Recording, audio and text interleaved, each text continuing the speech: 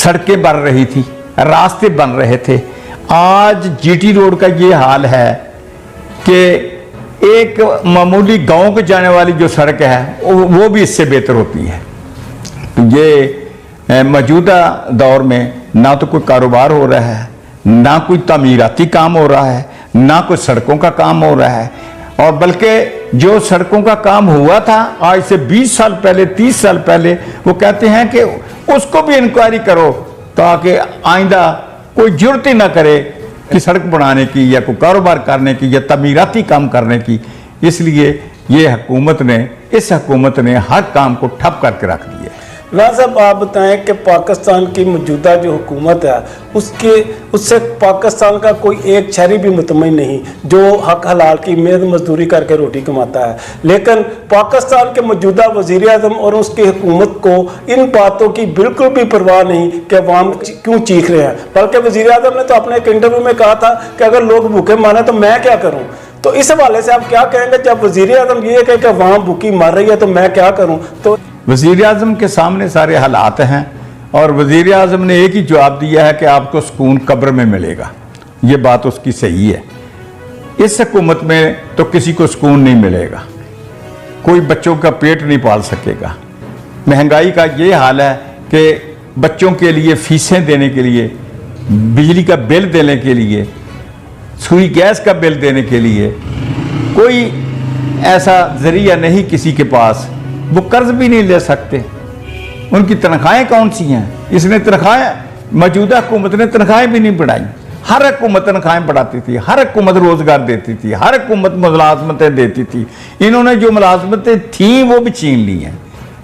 भाई साहब, पाकिस्तान के जो इस वक्त हालात हैं, जैसा कि आप बता रहे हैं कि सख्त मुश्किल तरीन हालात हैं, तो पाकिस्तान मुस्लिम लीग नून इस हवाले से आज तक क्यों मैदान में नहीं आई और उन्होंने क्यों एहतजाज नहीं किया और क्यों अवाम की आवाज़ नहीं अब तक बन सकी? पाकिस्तान मुस्लिम लीग नून एहतजाज करती है, लेकिन वो मौजूदा हुकूमत को वक्त से पहले किसी मसलहत के तहत हटाना नहीं चाहती कि ये अपने आप को शहीद ना कहलाएं। अगर आपका मकसद है कि सियासी शहीद नहीं बनाना, सियासी शहीद ना बनाया जाए, इसलिए कि अगर इसको सियासी शहीद बनाया जाए तो इसका नारा बकाया रहेगा कि अगर मुझे वक्त पूरा दिया जाता है तो मैं आसमान से तारे तोड़ के ले आता। भाई साहब, आपके जो कायदा मियां नवाज शरीफ साहब, वो पाकिस्तान कब आ रहे हैं?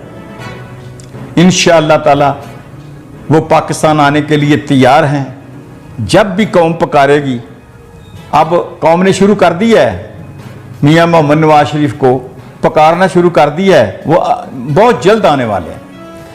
एक बात और है कि पाकिस्तान मुस्लिम लीग के से मुख्तलिफ अफवाहें चाहनी है ग्रुप बंदी के हवाले से कि ये शहबाज ग्रुप, ये हमजा ग्रुप, ये वो। तो इस हवाले से आप क्या कहेंगे कि पाकिस्तान मुस्लिम लीग नून में कोई ग्रुप बंदी है कि? ये मैं आपको बात बता देता हूँ कि मैं कायदीन के ख़ानदान की वो रवायत को जानता हूँ कि जो मियाँ मोहम्मद शरीफ इनको विरसे में दे गया है, ये कभी अपने बड़े भाई की बात को नहीं टालते और हर फैसला जो होता है वो मियां मोहम्मद नवाज शरीफ का ही प्रिवेल करता है और ये कभी इनमें दरारें नहीं हो सकती। ये सब लोग ये अफरा तफरी के लिए और अपने आप को खुश करने के लिए बातें करते हैं, जो कि बिल्कुल झूठ है। आपने मुस्लिम लीग कब ज्वाइन की और कब से आपका मुस्लिम लीग से तल्लुक़ है? एक तवील अरसा से देख रहे हैं कि आप मुस्लिम लीग के साथ हैं और हमेशा से मुस्लिम लीग के साथ हैं। तो ये बताएं कि आपका मुस्लिम लीग के साथ कब रब्ता हुआ? मैं अल्लाह के फजल से मुस्लिम लीग का कारकुन हूँ जब से मैंने होश संभाली है, उस वक्त से लेकर आज तक। मैं आपको दिलचस्प बात बताता हूँ कि वालिद मोहतरम मेरे, उनका नाम गुलाम मुस्तफ़ा था, हम गुरदासपुर के हैं और तहसील पठानकोट के रिहायशी हैं। मेरे वालिद साहब तहरीक आज़ादी पाकिस्तान के वक़्त हज़रत जमात अली शाह साहब अलीपुर सईदा के काफ़िले में साथ होते थे और उन्होंने हज़रत जमात अली शाह साहब तहरीक मिल्लत उनको कहते थे, उनका पाकिस्तान बनने में बहुत ज़्यादा उनका और उनके मुरीदैन का बहुत ज़्यादा हाथ है और मेरे वालिद साहब भी उसी काफ़िले में होते थे।